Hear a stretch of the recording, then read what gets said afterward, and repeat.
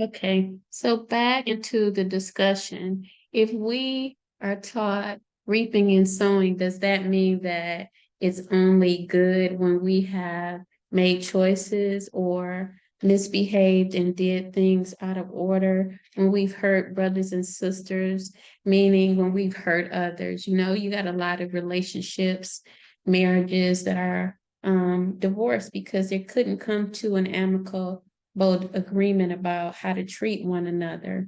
You go into the professional workplaces and the people don't know how to treat each other, and you have, hurt and pain going back and forth. You go to social groups, people are gossiping and talking about one another, and one or the other doesn't realize that all of that pain is just being set up to boomerang back. There is no one exempt from the pain that you cause to someone else. If you mock someone or you hurt someone, it's coming back. I'm not speaking to you all in a way where I'm saying that I've never did that. My lessons taught me to be kind and to be, patient and loving with people that are not loving. Because if you go into Galatians 5:19, what you're going to find is all the characteristics of what we display when we become accountable to see who we really are.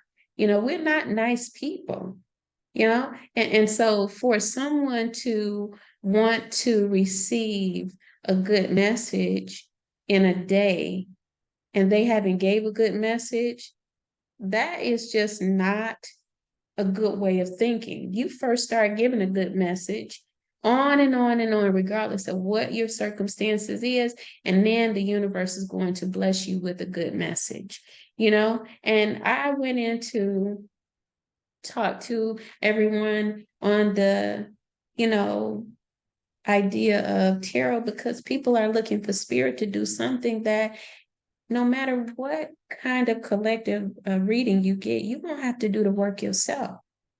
You are going to have to change your heart and mind. Even if it was someone that treats yourself bad by accepting all of the ish that people give them, that person has to change their mind and become courageous enough to say, enough is enough. I'm not taking that no more. The person that gave the ish, that's their own walk in life. We have to learn how to get better, not be bitter, not look for the revenge in someone else's life. That's one of the most important parts of life, is to actually become accountable and rise above the occasions of the affliction and say that I can do better. Because when you engage in conflict, what happens is that you become a part of it. Conflict is who you are. When you dismantle conflict, you walk away from it. You disengage. And that energy cannot take your power anymore. This is why people are powerless. They feel like they can't get anywhere. They feel mentally that they've been subdued, or they can't progress because they think non-progressive. And that means that maybe somewhere along the line in our childhoods, someone told us we weren't good enough. We had teachers, we had parents, some of us that didn't understand themselves, and we brought ourselves up in this. You got bullies. Bullies bully people because they're actually afraid. So when you turn around and you give that bully something to think about, that bully ain't coming at you no more. You can't question bully, why are you doing this? You have to let them know you can't do this anymore, right?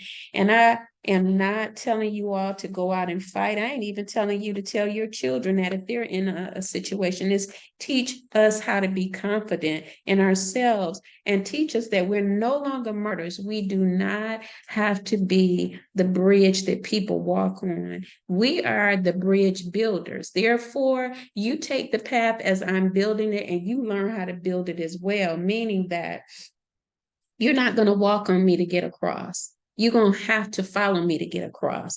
You become the leader. The leaders are always going to be confident. And you know what? We don't always come here with confidence. Our confidence is reshaped over and over again through situations that we go through. The key is realizing that because I feel like I am not confident at a certain place in my life means that God has given me the ability to rebuild myself. I've went through something of a tower moment, yes, but now I got to rebuild myself, not the same way, but in a more evolutionary way, more evolved, right? So I felt like, oh, I'm tired of hearing people get upset because they've hurt people and those people challenge them back. Stand up to the people that hurt you. Don't stand up to them in a way where you're going to physically hurt them, but let them know at some point what they did didn't feel good. And if they don't like it, that's okay. Everybody in life has to learn to stop hurting others. Damaged people damage people. All of us have been that because here, all of America is dysfunctional. All of the world is dysfunctional. We got so much that shows that. I remember writing a paper on dysfunction, and it looked like 99%. Because we're taught things that are not proper. There's no one that is perfect. And in our book of spirituality, the only perfect individual was Jesus, but he's teaching us how he even overcame at the cross. You got to cross things out. Do you speak up for yourself or do you not? You got two individuals going on here, or two different type of individuals. And those two types are some listen and some do not. The ones that's always listening gonna have to be around people that listen and say, yeah, we're not doing that no more. And if the person can't hear you, it's time to make changes. If you cannot stand up, it's time for you to make a change in yourself, because nobody can make you feel comfortable in your skin or in your life. No one can make the choices. No one can stop what's happening to you until you've learned the lesson, and the lesson says no more pain. Not even that I'm going to give pain.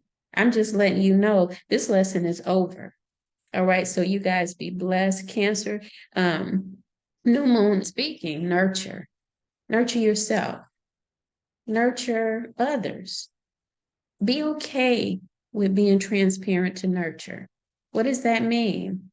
If we don't love on ourselves and then love each other, we'll always have the redundancy of hurt and pain and the consequences of, reaping what you sow. You can reap what you sow and get a good harvest, but you got to sow that good in order to get it. And you can't blame other people because they treated you bad, that, you stepped out or you stretched out to actually engage with them in that harm, because now you got to start your garden all over again.